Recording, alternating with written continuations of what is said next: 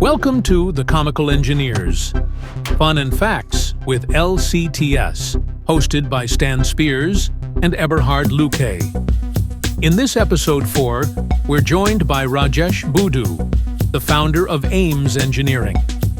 This company started behind a dive shop in Trinidad and has grown into a global force in laser scanning, drone photogrammetry, and 3D modeling. Rajesh brings a powerful story of innovation, adaptability, and engineering excellence with insights that span industries and continents. So sit back, relax, and enjoy another round of fun, facts, and a little bit of laughter right here on The Comical Engineers. Hello, everybody. This is our 4th episode of The Comical Engineer, Facts and Fun with LCTS. And before we go into the discussion with our guest today, I have a few announcements or requests. So if you like what you hear and see, please hit the like button. Also, please don't forget to subscribe to our YouTube channel.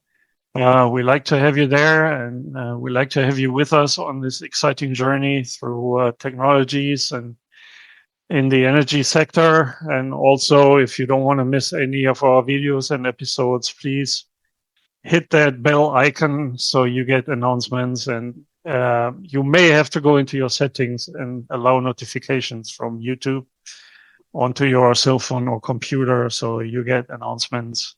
And so that we have that out of the way, I'll hand it over to my friend and colleague Stan. Hey, good afternoon, everyone, and welcome to all.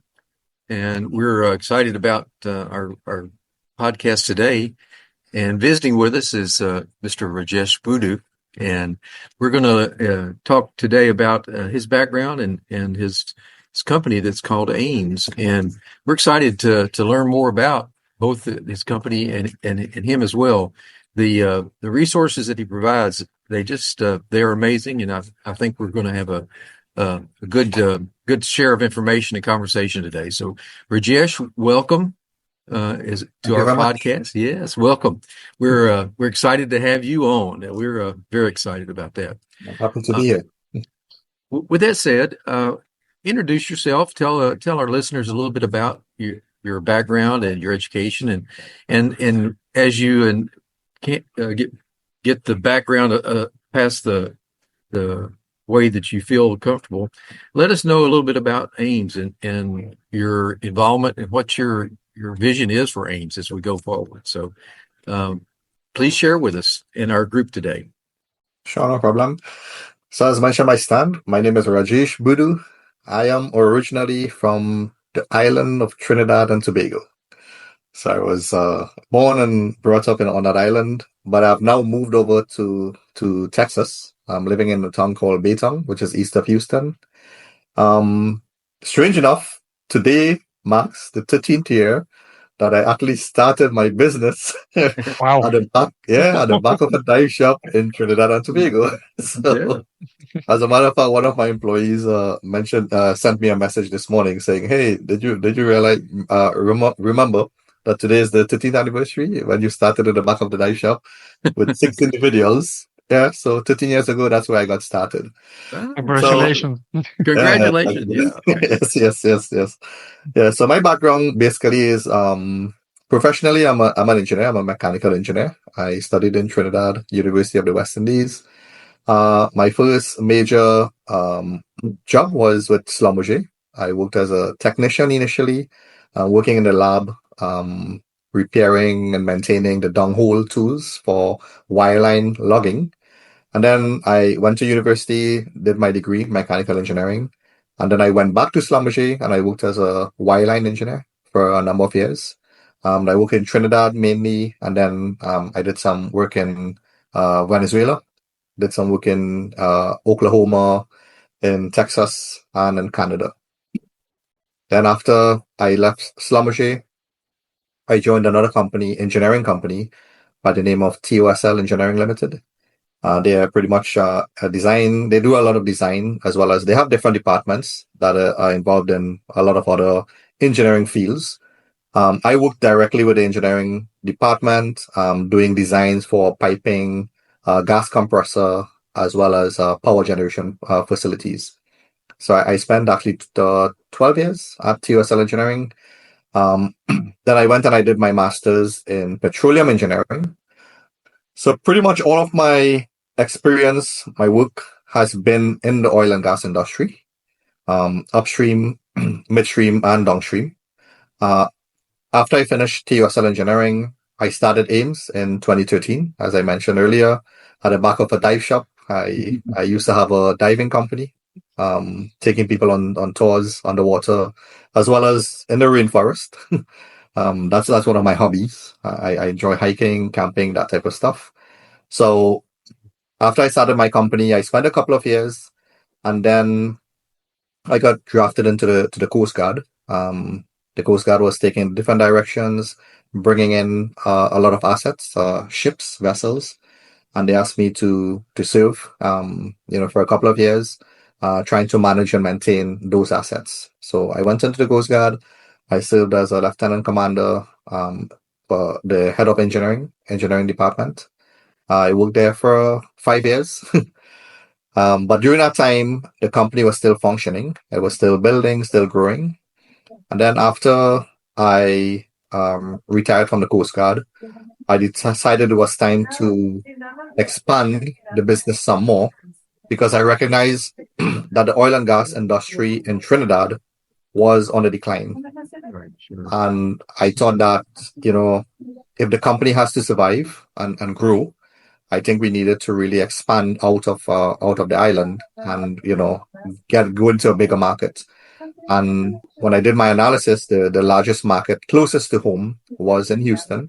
There's a lot of petrochemical companies here, a lot of oil and gas. So I decided to come over to the US. I had a green card, so it made it a lot easier for that transition. How has that transition and your, I guess, acclimation to Baytown, you and your family, and has that been has there been challenges? Has there been good things? And that's always an interesting I think topic, because your perspective about how you have to learn to navigate the local, even the traffic. The traffic in Baytown, right, and into Houston and all in that direction. So how's your acclimation been as you relocated and now call Baytown home? Yeah. For me, it wasn't too difficult because I spent a lot of time in the US before. Like I said, I worked with Schlumberger. I did work in Oklahoma. I did work in Texas. So I have a good familiarity with the culture, with the people, southern US. Also driving definitely is a different side of the road for us compared to Trinidad, the English system. But for my wife, definitely, that was a challenge. For my son, the school system is different. He's a teenager. So, starting a different school, a new school, that surroundings was a little bit challenging for him initially. But I think after a couple of months, he was okay. He was able to make friends and he settled pretty good. The biggest challenge for me, actually, being in the US is because it's such a much larger environment, a bigger environment. In Trinidad, it's much smaller and everybody knows someone who knows someone, pretty much. Okay. So you basically rub shoulders with people who in the industry. Okay. Right. So to do a presentation, it's very easy to meet someone, set up a meeting, do a lunch and learn. So the networking is a lot easier. Okay. So it's much easier for your company to have visibility, to be able to sell the service, to a wide range of people. Here in the US, it's a totally opposite. Okay. That's my biggest challenge, being able to create that network, being able to give visibility to the company so people know who we are, what are the services we offer, and then being able to get that opportunity to show what we can do. Sure. Let's that's a good intro segue into. Let's drill down a little bit. Tell us a little bit of specifics about Ames, what the core business is, and what you offer in that service. As I can say, I'll predicate it. I'm always amazed at the technical resource, the assets that you bring to the table with Ames. It just I'm amazed at that every time we talk. So tell our listeners a little bit about Ames and what the core business is. No problem. So the core business of our that we work with is laser scanning, 3D laser scanning. and all the derivatives that goes with 3D laser scanning. So out of the 3D laser scanning, we have 3D intelligent modeling, also 3D non-intelligent modeling. We do 2D engineering drawings. We do PNIDs, plot plans, the typical drawings that would be utilized by engineering teams. We also do a lot of drone photogrammetry, as well as LiDAR services. We do dimensional control piping for spools. We do tank calibration and inspection services, and we do GPR, ground penetration radar survey. So those are the core services that we offer. They're all interconnected technologies, right? As you'd recognize, the drone services with LiDAR photogrammetry goes hand in hand with the 3D laser scanning, which is a terrestrial type of LiDAR. And then, of course, the GPR, the ground penetrating radar, that with most facilities that we do the above ground scanning, we also need to determine where the underground piping is so we can have a complete 3D model of that facility. So that's what we try to offer to our clients. We have in Trinidad, we have 25 people on our staff, and that's our main headquarters, main company. Here in the US, we just have myself and 2 other personnel that assist me in terms of data acquisition. We do have a complete office also in India. We have 23 people in our office there. And that office is primarily modeling services. They don't do any laser scanning. They don't do any registration. They don't do anything else other than 3D modeling. And then we have a small outfit in Guyana, because in Guyana, there's a lot of development taking place there on that continent. So we have a couple of people there that is supporting the infrastructural work, mainly civil road construction, providing drafting services and support for some companies across there. No, one of the comments you made at different times that we've been with customers, it's always impressed me that you said there are a definition of as-builts, and there's as-builts on the shelves, but they're probably not really what it's as is. That's what you really provide after you're scanned, right? As is, with what it's in existence on this particular day and time. So it's a much more accurate approach to what's taking place in the units and what you're looking at. So I was always impressed when you made that statement. It stuck with me about that as a service and really what it means to the operating units going forward. Definitely, yes. With all the services you just outlined, it appears that you are not only limited to like the energy sector or refineries or petrochemical plants. Yes? Tell us a little bit about the different industries or applications that you actually serve. Okay. Yes. and support. Yeah. So that's one of the great things about laser scanning. Laser scanning, it goes across all the different markets, all the different industries, right? So of course, the oil and gas industry, the petrochemical industry, those are the two big ones. They normally have the budgets to be able to implement this technology throughout all of their projects. Okay. Then there's the power plants that also utilizes. So anything that has piping, structure, assets that they need to figure out the location, they would utilize the laser scanning technology to be able to manage those assets. Now with the advent of the drone technology, you find a lot of the construction industry is utilizing the service now, because traditionally you would have to use a surveyor to capture topography, to do cut and fills, to do land development primarily. Now with the drone services, you can do that a lot faster with the same level of accuracy, sometimes even better. But in terms of expansion, I lost my train of thought. I was looking at something else and I lost my train of thought. But other than the construction industry, we also do sometimes nuclear industry also utilize it because of the piping and infrastructure as well. The manufacturing industry, we do a lot of work for the beer industry in Trinidad, as well as for some of those, what do you call it? Like some of the products that you use in your kitchen, like ketchup and margarine. Consumer products, right? Exactly. Yeah. So a lot of those, the manufacturing industry, basically. And so you just recently scanned a vessel, a sailing vessel, a yacht, right? That Yeah, was yeah, we even also did a yacht. Yeah, so the shipbuilding industry as well. A couple of weeks ago, I was in Tampa, doing a ship that was going over to Turkey to do some retrofits.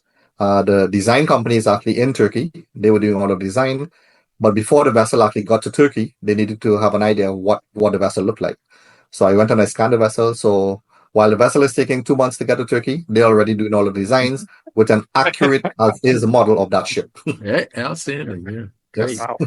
And I know we've talked a bit about too that it even has applications to be developed in the agricultural side of the marketplace too. That has a broad range of exposure. That's just again, I'm amazed at some of the capabilities that you have there from that standpoint too.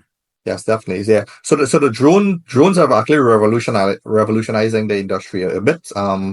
Because of course you can capture a large scale data amount of data with the drones, and the cameras are very sensitive and very advanced. So as you mentioned, the agricultural sector uses some certain cameras that can actually detect if there are issues with the plants themselves.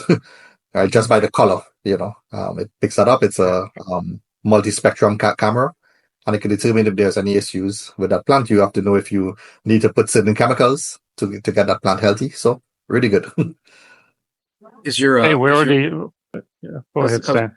I was just going to ask real quick, Rajesh, is your market outlook for your future? I mean, is it you've got all the work you need in front of you? Do you need more? What's your plans? Is it resource driven? What's the approach for the next uh, near term future? Near-term future, I need more work. Yeah, definitely. Nobody would say no to more work. Yeah. Good. As everybody sees this, they say yes. Exactly. Yeah. Help Yeah. Rajesh. Yeah, so that's what I mentioned. My biggest hurdle in the US is actually getting the name of the company out there. We have been in business, as I mentioned, for 13 years. We know this technology at the back of our hands. We have done a lot of training for a lot of other companies. We were the first company to actually introduce this technology in Trinidad, um, locally. Okay, we did not hire external companies to come in and do the scan. We wasn't a middleman. We didn't represent another company. We actually bought our scanners. We trained our people. We were offering the service as a local product. We were the first company to actually cross that barrier and do that.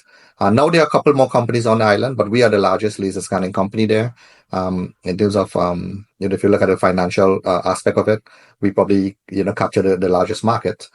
Here in Houston, I'm a lot smaller, obviously, but based on our knowledge, based on our background, I think that we will be able to make some good inroads once we start getting out there and people start knowing about us, and we get an opportunity to actually start providing our services. Okay. So you already mentioned a lot about drones and how they change the way you work in terms of speed and accuracy. What are other technologies that you see that will be driving innovation in your specific field? And then after that, can you give us an idea of how people would best reach out to you to learn more about your specific services and how they can contact you if they need those services? Sure, no problem. So as you mentioned, the drones was one of the big ones. So you have the LiDAR technology. It's a lot more compact. It's cheaper. It's lighter. It's faster. So the terrestrial scanners are becoming smaller, and the acquisition of the data is a lot faster, super fast. When I started scanning, you would take between 8 and 10 minutes to acquire one scan. Now, with the newer technology, in 2 minutes, you can acquire the same data, well, actually better data, right? More dense data, very rich, for with a much more shorter space of time. So you can capture a lot more, right, for a lot less. Okay, so it makes it a lot better for the client as well. You no longer need, aircrafts to be able to do LiDAR. Now you have these drones, and these drones have very good range, very good capabilities, very good payload capacity. So you can acquire a lot of data, much easier and much cheaper. You also have the new technology like the SLAM technology on the scanners. So now you can actually have a backpack. You can put a backpack, walk around, and you're scanning and registering your data as you move around, right? So that data acquisition is a lot faster again.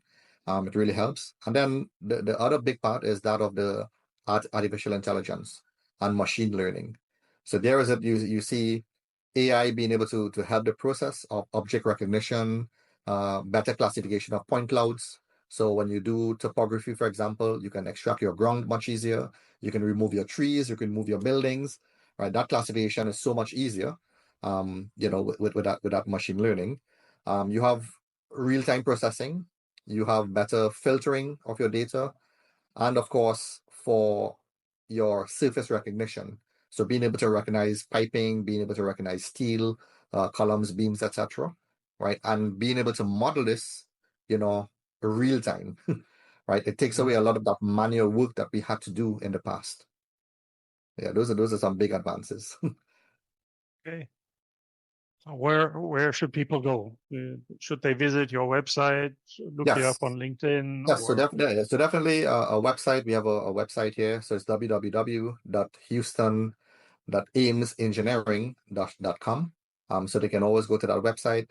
My phone number is there. My email address is there. RBOODOO at ames-engineering.com. And we do have a LinkedIn page as well, and all of that is on the website. You can get access to it. Probably also ought to mention too, you heard that we're, as a group, jointly, we're going to be at the Reuters Downstream Conference together, June the 25th and 26th at the George R. Brown.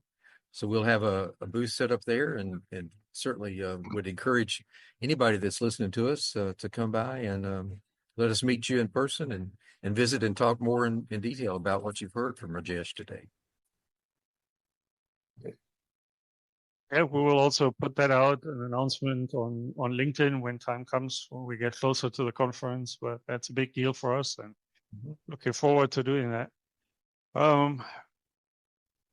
So in summary, you said 13 years since you started the company.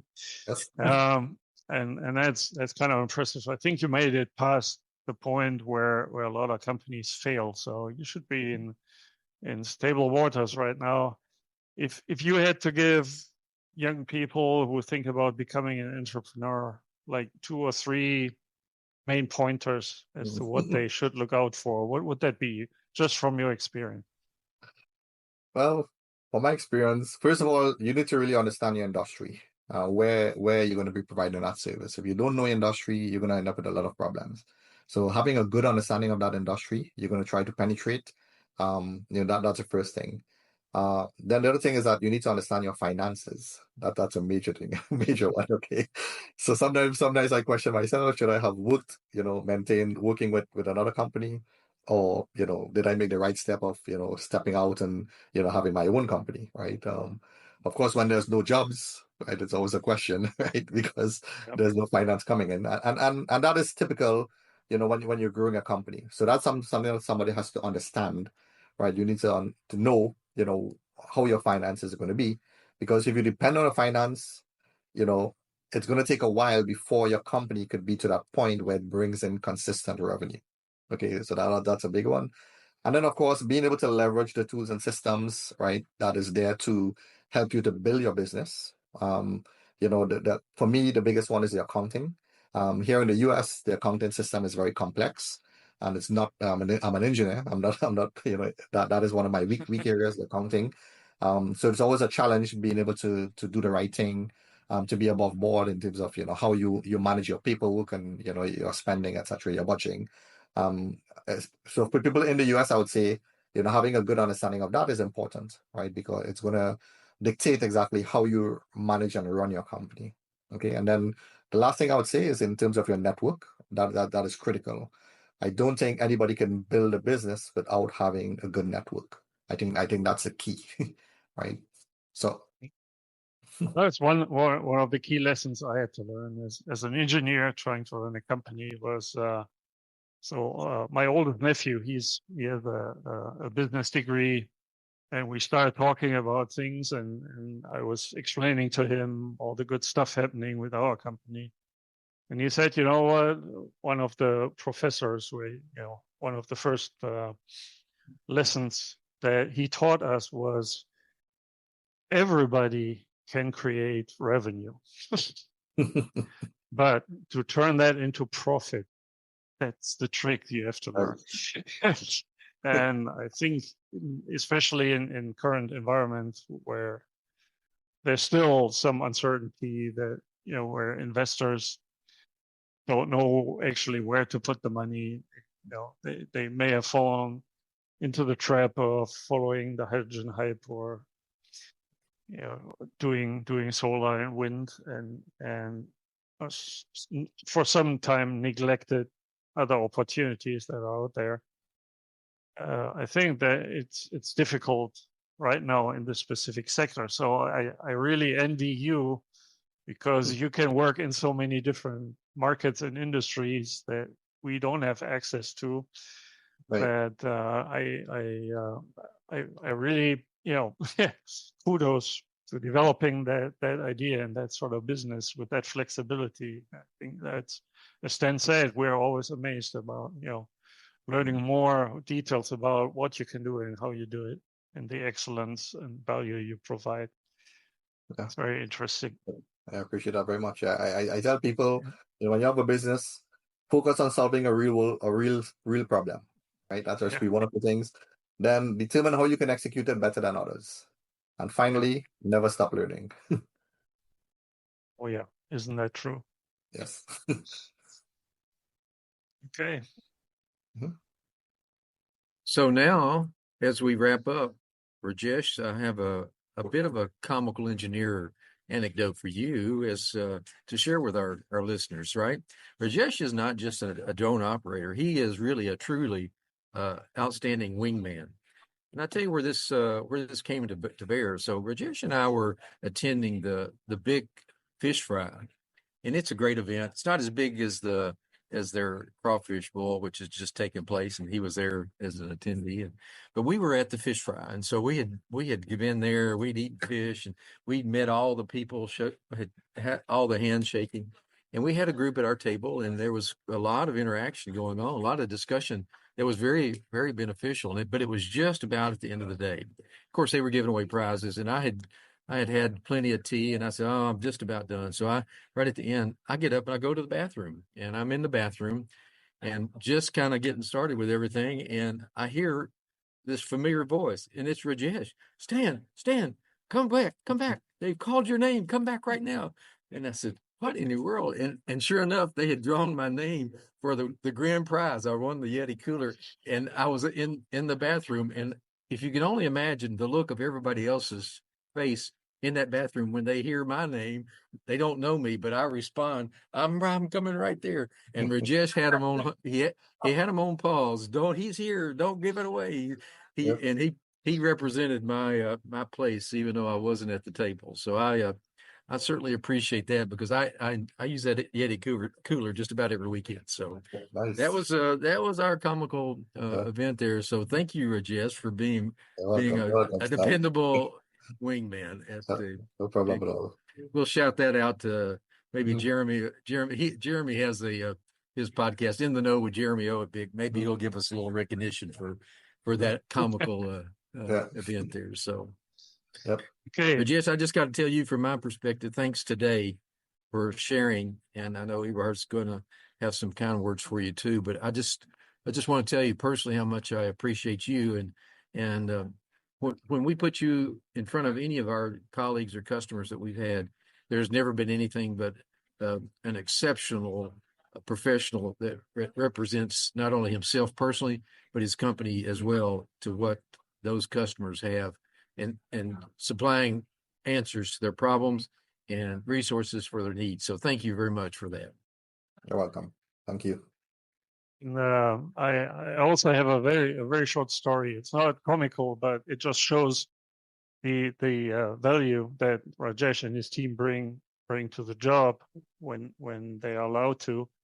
Is that we worked for one of the engineering companies in Houston. And they have an internal group that does laser scanning and 3D modeling. And yet they still went to Rajesh and his team to get the job done, because internally they couldn't get the resources to adhere to a pretty tight schedule.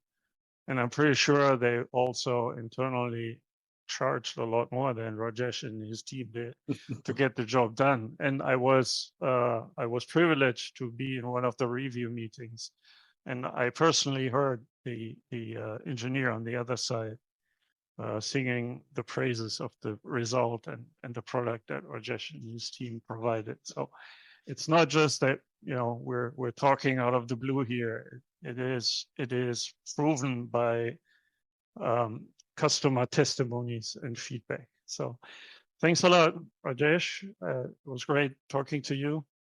That was And good. Yeah. wishing you all the best. And as Stan said, we're looking forward to June 25th, 26th. Downstream USA 2025. We're in the Expo Hall. Please look us up. And if you forget the dates, don't worry. We'll remind you often enough on LinkedIn. Okay. Thanks, everybody. Thank you. You have a good evening. Thank you.